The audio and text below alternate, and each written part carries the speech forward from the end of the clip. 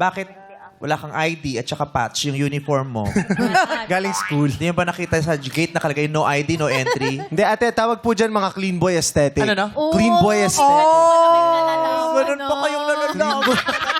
Anong tawag? Clean boy aesthetic. Paano na lang yung mga dirty boy? Neutrals lang, may relo, yun. Yes. Clean boy aesthetic. Kahapon din may natutunan ako sa mga writers na term. Ano po Yung yan? marshmallow. Ano naman Yung yun? daw yung mga boys na pag tinignan mo yung medyo feminine. Parang may filter. Oo, yung medyo feminine tapos medyo soft sila. O marshmallow boys daw ang tawag doon.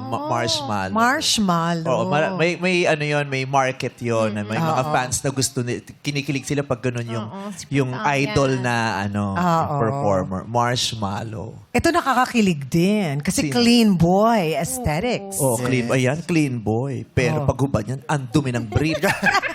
Kasi nag-basketball ng tanghali. Tapos hindi nag-shower pagkatapos. Pag inamoy mo yung ulo, amoy pawis. Nag-shower, nagpalit lang ng jersey, tapos gumibig ulit. Yung ganun. Masayahin kang bata. I love your vibe. Yes po.